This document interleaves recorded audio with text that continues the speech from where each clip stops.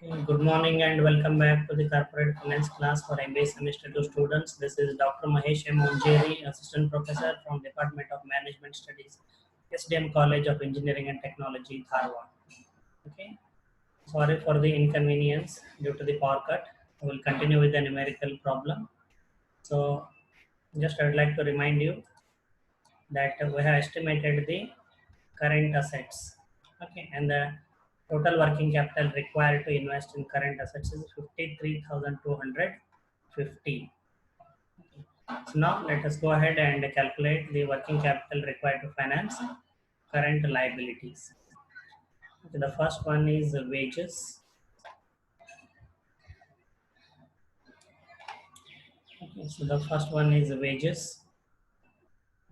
Average time lag in payment of wages is 1.5 weeks and the amount is 2,60,000 rupees. So how I estimate current liability, the wages. Okay. So wages we usually get by multiplying budgeted yearly production by direct labor cost per unit. So which is not provided in the problem, but the product of budgeted yearly production multiplied by direct labor cost per unit. Okay. So that product itself is given here and the wages amount of wages is 2,60,000.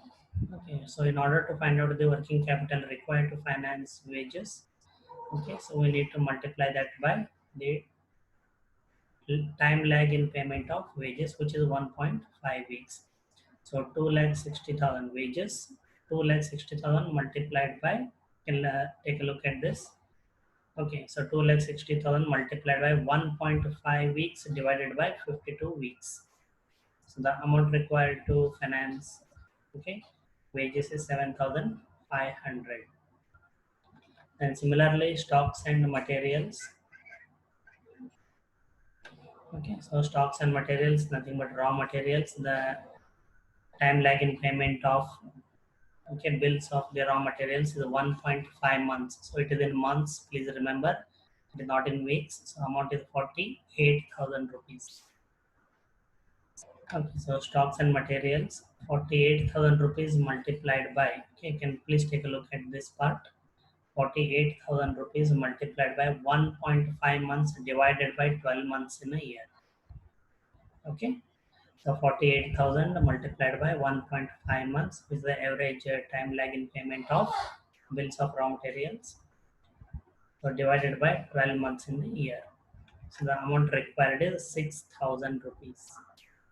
Okay, so the amount required for stocks and materials is 6,000 rupees. Then rent and royalties. Okay, so rent and royalties, the time lag in payment of rent and royalties is 6 months. Again, please pay attention, it is in months. Amount is 10,000 rupees. So how I estimate the amount required to finance rent and royalties? 10,000 multiplied by 6 months, the average time lag in payment of rent and royalties divided by 12 months in the year. So the amount is 5,000 rupees. Okay. Because you are going to make the payment after 6 months. Okay, so you need to hold only 5,000 rupees. And clerical staff. Okay, clerical staff, the average time lag in payment of salary of a clerical staff is 0.5 months. Amount is 62,400. So 62,400 multiplied by, please take a look at this part, handwritten part. 62,400 multiplied by 0.5 month divided by 12 months in the year. So the amount required is only 2,600. Then the salary of manager. Okay, time lag in payment of the salary of the manager is also 0.5 month. Amount is 4,800. So for manager, 4,800 multiplied by, okay, same, half a month means 4,800 multiplied by 0.5 months divided by 12 months. So here the authors have rounded it off. They have made, instead of 0.5, they have rounded it off to 1, and they have doubled the months. Instead of 12, they have made it 24. So this is also right, but slightly confusing. 1 divided by 24. So better you go ahead with this method. Okay, take the month as it is. So for manager, 4,800 multiplied by 0.5 divided by 12 months. Okay, the amount is 200 rupees. And miscellaneous expenses. Okay, miscellaneous expenses. The average time lag in payment of expenses is 1.5 months. It is in months again. The amount is 48,000 rupees. So amount required is 48,000 multiplied by 1.5 months divided by 12 months. This is simple and easy. So 48,000 multiplied by 1.5 month divided by 12 months is 6,000 rupees. So you need to, once you finish all the current liabilities, kindly go for a check, okay, among the data given whether you have missed any current liability. So I have not missed out any current liability. Okay, so we are going to total the current liabilities. Okay, so total estimate of current liabilities with a total of 7,500 plus 6,000 plus 5,000 plus 2,600 plus 200 plus 6,000 is equal to 27,300. Okay, so now I arrived at both the data required to determine net working capital, which is current assets minus current liabilities. So current assets total is 53,250 minus current liabilities 27,300 is equal to 25,950 rupees the difference. So this is the net working capital required, but we have been asked to add. Okay, you are given the following estimates and are instructed to add 10% to your computed figure to allow for contingencies. Okay, so just in case if more money may be required, so add 10% contingency as per the instruction. So 10% of 25,950. So 10% of 25,950 is 2,595. It should be added as a provision. So the average amount of working capital required is 28,545. So I repeat 28,545. Okay, so this is how we estimate the working capital required for the given period. Okay, so now I'm going to unmute you all. So if you have any queries, questions, okay, please let me know. And those students who do not have any questions, kindly mute your audio immediately within 1 or 2 seconds.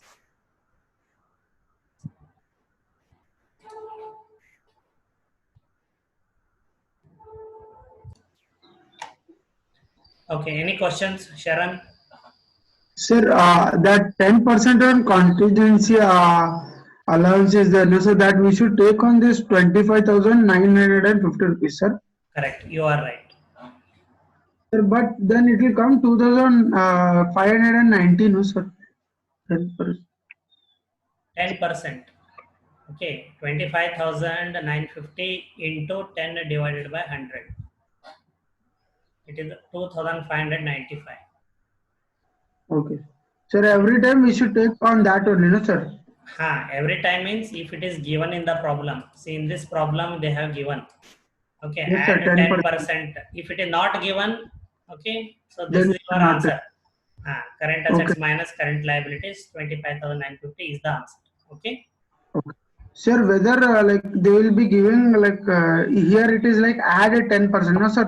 Whether Correct. they might give as reduced to 10%. No, no, it is always more. It is not less. Okay, sir. It is okay if you have a little bit extra money, Okay, sir. but not Yes. less. Yeah. Yes. Thank you, sir. Welcome. Okay, good. So next question. Next question.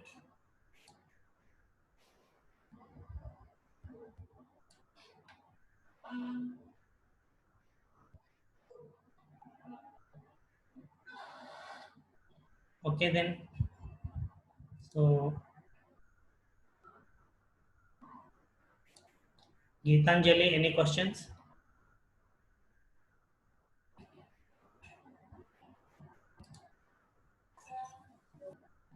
Sir, I don't have any doubts, sir. Okay, thank you.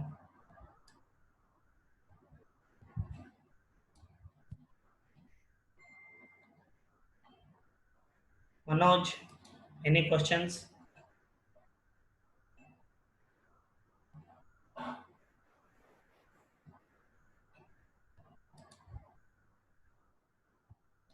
Okay, thank you. So it looks like doubts are clear. But as I said, see the first numerical, okay, was easy because some of the current assets, okay, was readily given. So we'll move on to the next problem now. Okay. So I'm going to mute you all again. So which is slightly complicated where you need to calculate, okay, the current assets and current liabilities in detail.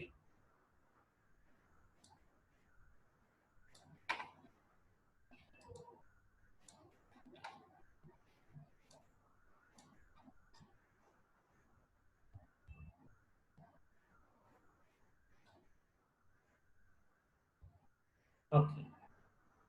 So this is the second problem in estimation of working capital requirements. So please remember that regularly I have been telling. So what is done is an estimation. So for the next financial year, the working capital required is estimated by way of estimating current assets and current liabilities, and thereby determining net working capital requirement, okay, by deducting the current assets from current liabilities. Okay. So remember to the extent, okay, the estimation is accurate, okay, so it is good for the company. So now we'll go ahead to the second problem now, P.13.2. So while preparing a project report on behalf of a client, you have collected the following facts.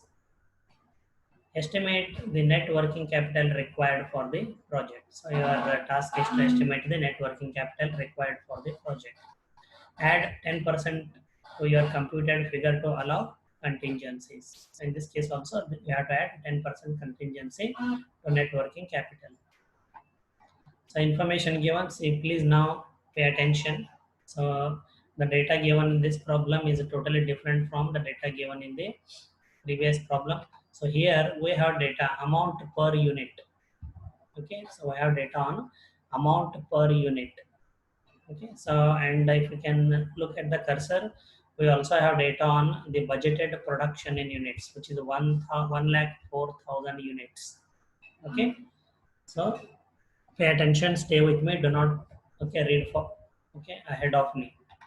So we have a small table here providing particulars as well as amount per unit. I repeat, amount per unit. So estimated cost per unit of production. So estimated cost per unit of production. First for raw materials. So this is the estimated cost of raw material per unit, 80 rupees. Okay. Then estimated cost of direct labor per unit. I repeat, per unit, 30 rupees. And overheads, into bracket they have mentioned exclusive of depreciation, 10 per unit. So 60 rupees is already exclusive of depreciation, hence you need not deduct depreciation. So overhead cost per unit is 60 rupees. So total cash cost per unit, so 80 plus 30 plus 60 is 170. So what is 170? 170 is the total cash cost per unit. Total cash cost per unit. So I hope the information is simple and easy to understand. Then I'll move on to the second part of the data provided. So additional information provided. Selling price 200 per unit. Selling price is a 200 rupees per unit. Level of activity means how many number of units are manufactured in the given period. 1,04,000 units of production per annum. So 1,04,000 units are produced in the given period. Then other information is the raw materials in stock. Okay, average holding period is 4 weeks. Work in progress. Okay, average 2 weeks. So work in progress holding period is average 2 weeks, but they have provided some information in the bracket. Please listen carefully. Work in progress. Assume 50% completion stage. Okay, so the raw materials that have entered into production process. Okay, with respect to that, you have been asked to assume 50% completion stage in respect of conversion costs. So what are the conversion costs? Direct labor and overheads. Okay. Hence, you need to consider 15 rupees and 30 rupees. 15 rupees direct labor and 30 rupees overheads while estimating the working capital required to finance work in progress. Okay. Then 100% completion in respect of materials. So in case of raw materials, 100% you have to consider all 80 rupees because whole unit of raw material is taken into the assembly line. That's why 100% completion in respect of materials, raw materials has to be considered. Then finished goods in stock, average 4 weeks. Holding period of finished goods is 4 weeks. Credit allowed by suppliers. Okay, so this company purchases raw materials on credit from its suppliers, and suppliers give a credit period of 4 weeks to this company. So credit allowed by suppliers of raw materials is average 4 weeks. Credit allowed to debtors means debt collection period is 8 weeks. Lag in payment of wages 1.5 weeks. Then cash at bank is expected to be 25,000 rupees. So here all the holding period is given in weeks only, so there will not be any confusion. You may assume that production is carried on evenly throughout the year. So 52 weeks you have to consider, and wages and overheads accrue similarly. All sales are on a credit basis only. Okay, so everything that is sold, 1,04,000 units are sold, and everything that is sold is on credit basis only. This data will be required while estimating current liabilities, creditors, trade creditors. Okay, so I hope a lot of data is given. So in the examination, you need to really pay attention to each and every minute details.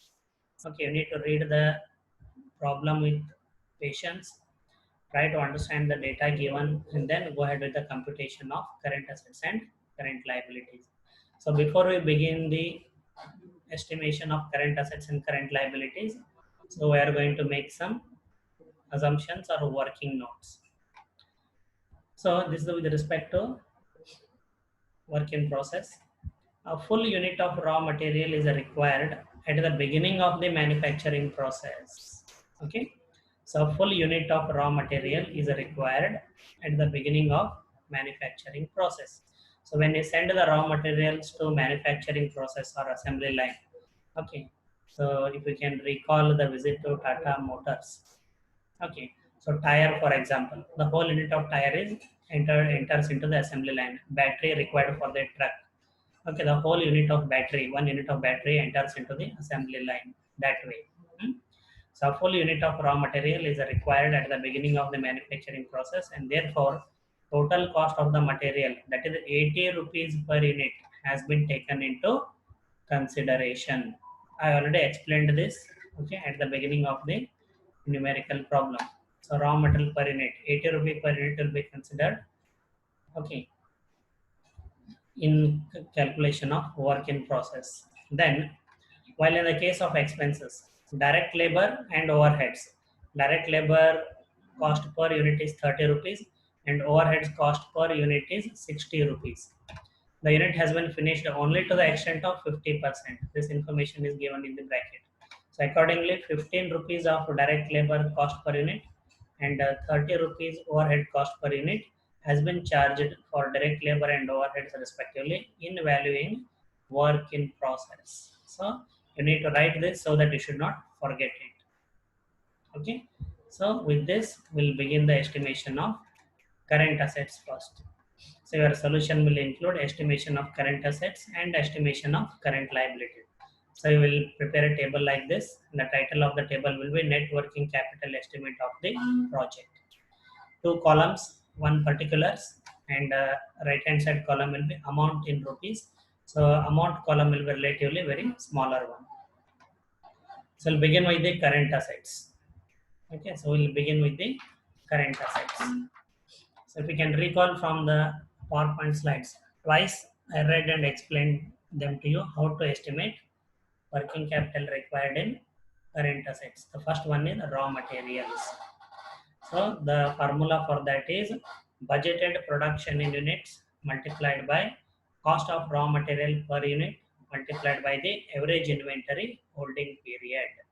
So budgeted production in units is 1,04,000 units. So 1,04,000 multiplied by cost per unit, raw material cost per unit is 80 rupees multiplied by average inventory holding period. So average raw material holding period is 4 weeks. Okay, so 4 weeks divided by 52 weeks. So raw materials in stock is equal to 1,04,000 budgeted production in units multiplied by raw material cost per unit 80 rupees multiplied by average inventory raw material inventory holding period is 4 weeks divided by 52 weeks, and the output is 6,40,000 rupee. The working capital required to finance raw materials inventory. Then similarly, work in progress. Okay, so I'm going to consider it separately. So work in progress with respect to raw material cost. Okay, so how I estimate work in progress? Budgeted production in units multiplied by the cost of raw material per unit multiplied by, okay, work in progress holding period. Work in progress average holding period is 2 weeks, please remember. So accordingly, work in progress for a raw material 1,04,000 budgeted production in units multiplied by raw material cost per unit. So remember, whole 80 rupees we are going to consider. Okay, because I have already explained you a full unit of raw material is required at the beginning of the manufacturing process, and therefore total cost of the material, that is 80 rupees per unit, has been taken into consideration. Okay, while estimating work in process. So that 80 rupees multiplied by 2 weeks, the average work in process inventory holding period, divided by 52. So if the output is 3,20,000 rupees. So the working capital required to finance work in process raw material is 3,20,000 rupees. Then direct labor and overheads also separately will calculate, but remember only 50%. So it is given in the problem. Work in progress, assume 50% completion stage in respect of conversion costs. Conversion costs are nothing but direct labor cost and overheads. Okay, so in case of direct labor cost per unit is 30 rupees. So only 50% of that we are going to consider as, okay, it is only 50% stage. Assume 50% completion stage in respect of conversion cost, it is given in the problem. So direct labor budgeted, how we estimate the budgeted direct labor? Budgeted production in units 1,04,000 multiplied by direct labor cost per unit is 30 rupees, but we are going to consider only 50% of 30 rupees, which is 15 rupees, multiplied by average work in process inventory holding period, 2 weeks divided by 52 weeks. And the working capital required to finance direct labor is 60,000 rupees. Similarly, for overheads, the budgeted production in units is 1,04,000 units multiplied by, okay, the overhead cost per unit, which is actually 60 rupees, but since it is only 50% completion stage, so we're going to consider 50% of 60 rupees, which is 30 rupees, multiplied by average, okay, work in process inventory holding period is 2 weeks divided by 52 weeks. So the output is 1,20,000 rupees. So this is how I exactly estimate the raw material as well as work in process. Okay, as per the equations discussed or explained in the PowerPoint slides. Then the third current asset is finished goods stock. Okay, so finished goods stock we estimate by multiplying budgeted production in units 1,04,000 multiplied by the cost of goods produced per unit is 170 rupees. So please remember, it is given in the problem. Okay, so estimated cost per unit of production, which is total cash cost, 170 rupees is the finished cost. Okay, 170 rupees the cost of goods produced per unit. Cost of goods produced per unit is 170 rupees. So finished goods stock, budgeted production in units 1,04,000 multiplied by cost of goods produced per unit 170 multiplied by average finished goods inventory holding period is 4 weeks given in the problem divided by 52 weeks. So the working capital required to finance finished goods inventory is 13,60,000 rupees. Then amount required to finance debtors is 1,04,000 budgeted production in units, okay, multiplied by cost of sales. So cost of sales is not separately given, so we are going to consider the cost of production. Okay, so which is 170 rupees. So I repeat, debtors, budgeted production in units, budgeted. Sharon, please take care of the drawings. Debtors, okay, the amount required to finance debtors is given by budgeted production in units 1,04,000. So all sales are on credit sales, it is given in the problem, hence we are going to consider all units multiplied by cost of production per unit. Since there is no separate data given on sales sales cost per unit, so we are going to consider the cost per unit of production 170 rupees per unit multiplied by average debt collection period. Okay, the average debt collection period credit allowed to debtors is 8 weeks. Okay, 8 weeks divided by 52. So the output is 27,20,000 rupee, the working capital required to finance debtors. And cash at bank on par 25,000 rupees. So once you total all this, the total investment required in current assets is 52,45,000 rupees. Okay, so there are only two creditors, so I'll complete the creditors, then I'll go for the doubts if any. So then we'll move on to the current liabilities. So how we estimate the requirement of current liabilities? Creditors, the credit period allowed by the creditors or suppliers of raw materials is 4 weeks. So please remember. So how we arrive at trade creditors is budgeted yearly production. Budgeted yearly production in units, which is 1,04,000 multiplied by raw material cost per unit. So raw material cost per unit is 80 rupees multiplied by the credit allowed by suppliers of raw materials, which is 4 weeks divided by 52 weeks. The total is 6,40,000 rupees. Okay, the amount required for creditors. Then time lag in payment of wages. So that is direct wages. So which we arrive at multiplying the budgeted yearly production, which is 1,04,000 units, okay, multiplied by direct labor cost per unit. So direct labor cost per unit was 30 rupees. Okay, so please recall. Okay, given in the problem, multiplied by the average time lag in payment of wages is 1.5 weeks. So 1.5 divided by 52 weeks. Okay, so the current liability direct wages is 90,000 rupees. Okay, so there are only two current liabilities again, but every time you need to check whether you have missed out any current asset or current liability. So the total current liabilities now are 7,30,000 rupees. So we can find out the net working capital is equal to current assets minus current liabilities. So total of current assets are 52,45,000 minus total current liabilities 7,30,000. So the difference amount is 45,15,000 rupees is in net working capital. So it has been instructed in the problem to add 10% for contingencies. So 10% of 45,15,000 is 4,51,500 rupees. So total net working capital required as per the estimation is 49,66,500 rupees. Okay, so relatively the computation of current liability was simple here. Okay, in the next problem, okay, the calculation of current assets as well as the calculation of current liability will be more complicated. So step by step the problems are getting more complicated. So you really need to pay attention and come prepared for the class. Okay, so now that is the end of the problem. So net working capital required, answer is 49,66,500 rupees.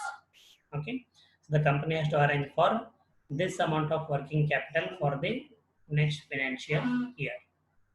Okay, so I'm going to unmute you all. So please remember, if you don't have a question or doubt, kindly mute your audio immediately.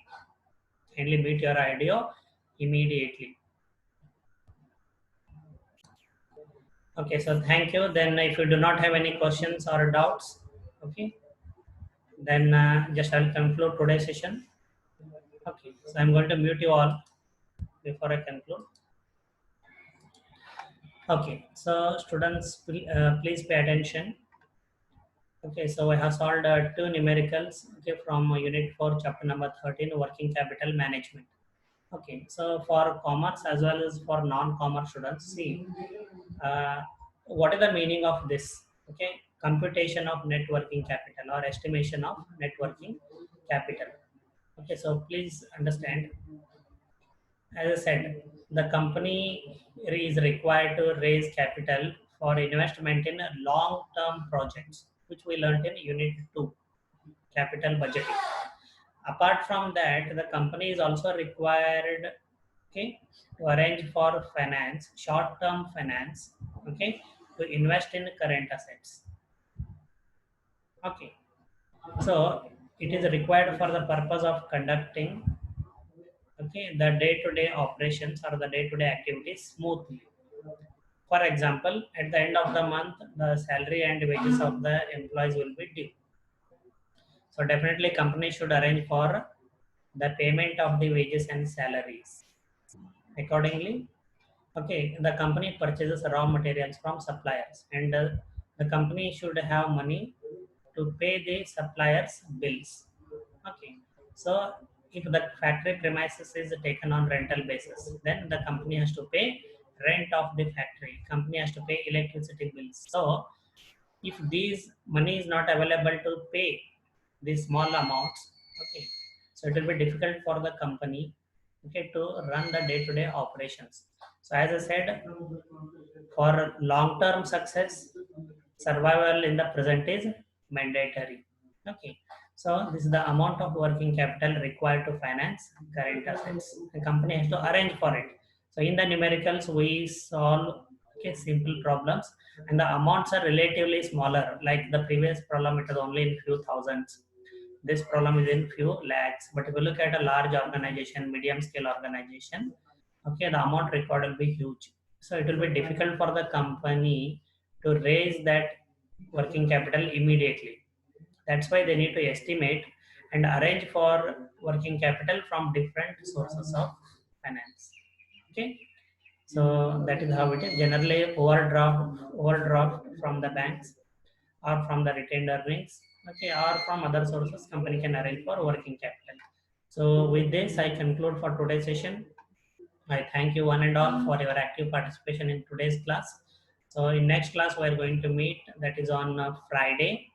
Again, I am going to solve two numerical problems on that day. So I already given you the PDF file. So kindly go through the problems carefully, and I will, while explaining, it will be easy for you to understand. Okay, so good day, take care, and all the best. Okay, so I'm going to